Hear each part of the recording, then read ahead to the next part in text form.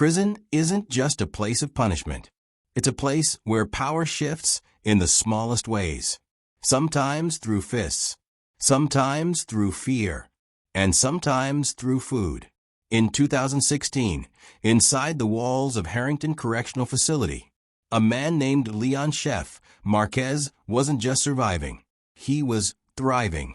Not because he was violent, not because he was feared, but because he controlled something every inmate relied on: the food.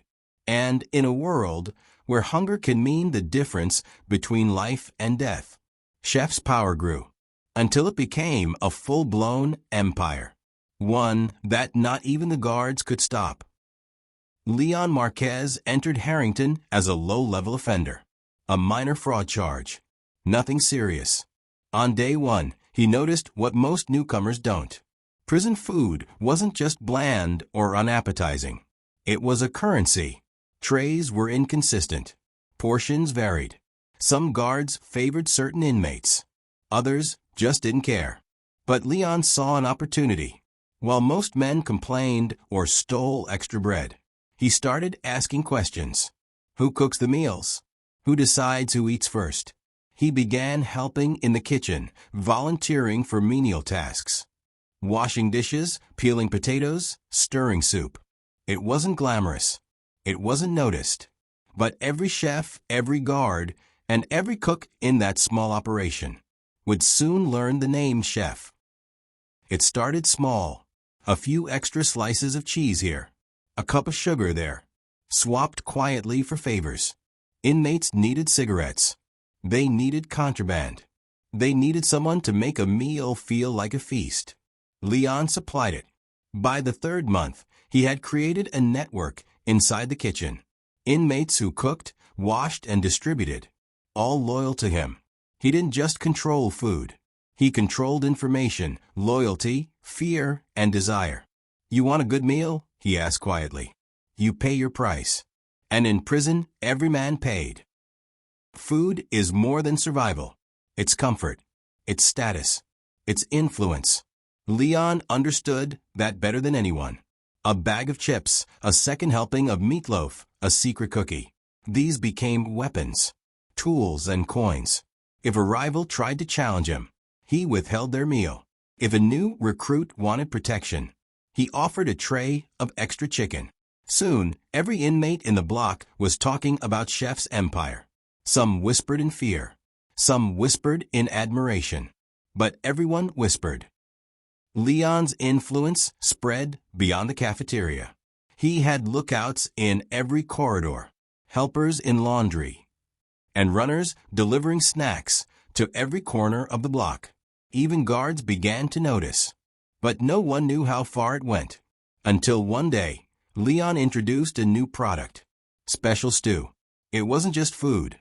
It was smuggled tobacco, sugar, and small electronics hidden in bread and vegetables.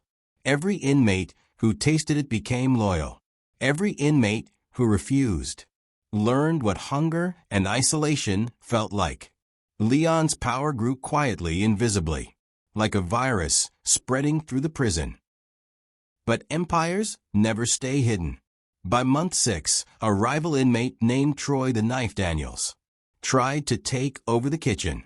He didn't understand the rules. He didn't understand the system. He tried to intimidate Leon. But Leon didn't fight with fists. He fought with food. He sabotaged Troy's meals. He gave his loyal cooks orders to slip in rotten vegetables, burn Troy's desserts, hide his sugar packets. Within a week, Troy's power collapsed. Leon didn't touch him. He didn't need to. The prisoners had already decided. Chef's empire is untouchable, they whispered. By the end of his first year, Leon controlled the block. He dictated who ate what they ate and when. He controlled loyalty, favors, and respect. And the guards? They were powerless. They couldn't search every meal. They couldn't follow every tray. They were outmatched by a man who understood hunger, psychology, and human desire better than anyone alive. Some called him a king. Some called him a god. But Leon just smiled. He called himself Chef. But all empires have weaknesses, and Leon's would come from the one place he trusted most, the very kitchen he had built. Leon's chef, Marquez, ruled the block with invisible chains. Everyone knew his rules: obey or starve. But in prison, loyalty is fragile, and power comes at a price. And Leon was about to pay it. It started with Eddie Snacks Thompson, a young inmate who had joined Leon's kitchen network. Eddie was ambitious, too ambitious. He saw how easily Leon could control men with food, and he wanted a piece of the empire. One night, he snuck into the pantry and took a stash of Leon's special stew ingredients: sugar, spices, even a small hidden packet of tobacco. Eddie sold them to Troy the Knife Daniels' crew, the rival who had been quietly plotting revenge since the previous year. By morning, Leon discovered his ingredients were missing. A single note was left behind: "The chef isn't untouchable anymore." What followed was a full-blown culinary turf war. Leon responded with precision. He poisoned no one. He burned no one's hands. But he used food itself as a weapon. Rival trays were swapped, condiments were missing, dessert spoiled. And within days, Troy's crew was weakened. Hunger and humiliation spread faster than any fight. The cafeteria, once a place of order, became a battlefield. Every bite had meaning. Every tray told a story. And the other inmates? They knew whose side they had to pick. But Leon's power had grown too large. Even the guards were noticing strange patterns: extra portions, hidden items, unusual loyalty shifts. One night, a senior guard named Officer Hayes decided to investigate. He planted a camera in the kitchen. What he caught shocked him. Leon wasn't just cooking meals. He was running a full black market operation. Smuggled cigarettes hidden in bread.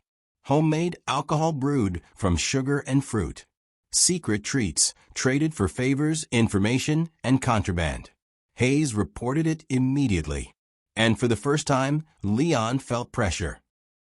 Leon knew the walls were closing in. So he made a bold move. He approached the warden directly. He offered a deal. "Let me keep running the kitchen my way.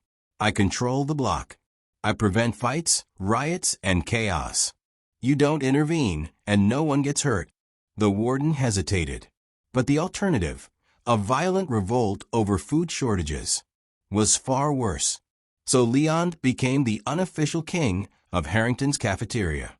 The warden turned a blind eye, and the empire thrived, even stronger than before. But power always comes with a cost. Even Leon couldn't control everything. One night, a new inmate arrived. A man who refused to be loyal, refused to play the rules. He smuggled in knives hidden in a tray and threatened Leon directly in the kitchen. For the first time, Leon realized he was not untouchable. His empire could crumble in a single night. But he had one advantage. He understood the psychology of hunger. He disarmed the man not with violence, but with a perfectly cooked tray of spaghetti and sauce. The new inmate, exhausted and hungry, accepted the meal and quietly became a loyal worker. Leon smiled. Food had saved him again. By the end of his second year, Leon's control was legendary. Inmates spoke of him in whispers. Some revered him. Some feared him. He had not only survived, he had thrived in a world designed to break him. But every empire has cracks. And for Leon, those cracks were about to widen. Because outside the kitchen, rival gangs were plotting. And even his closest allies could not be fully trusted. The question now was simple. How long could one man control hunger, loyalty, and fear before the empire consumed him as well? For 2 years, Leon's chef, Marquez, ruled Harrington Correctional Facility. Inmates feared him. Guards tolerated him. Every meal, every tray, every morsel of food reinforced his empire. But even the strongest empires can crumble from within. It started with Eddie Snacks Thompson, the same ambitious young inmate who had tried to steal Leon's ingredients months before. Eddie had grown clever. He had observed Leon, learned his routines, and waited for the perfect moment. And one day he struck. During a routine kitchen shift, Eddie swapped the trays for poisoned ingredients meant for a rival gang member. But the plan backfired. The poisoned meal didn't reach the intended target. It ended up on Leon's own prep table. Leon tasted it by accident. He coughed. He gagged. He realized immediately someone inside his empire had betrayed him. Word of the poisoning spread like wildfire. Rival gangs sensed weakness. Inmates, who once obeyed out of fear, began plotting openly. Fights broke out in the cafeteria. Leon tried to regain control. He threatened, bargained, and even offered double rations for loyalty. But trust, once broken, cannot be repaired with food alone. Even his most loyal cooks looked at him differently. They whispered behind his back. Some joined Eddie's rebellion. For the first time in his life, Leon felt real fear. One night, the chaos reached its peak. Leon confronted Eddie in the kitchen. "Why?" Leon demanded, sweat dripping from his forehead. "After everything I built, why betray me?" Eddie smiled coldly. "Empires fall, chef, and yours was too big for one man to hold." A gang of inmates surrounded them. Trays flew. Knives flashed. Pots and pans clanged like weapons in a war zone. But Leon had one final weapon, his understanding of hunger and psychology. He yelled, "Everyone stop. You want control? Fine, but you'll go hungry tonight if you fight me." The men froze.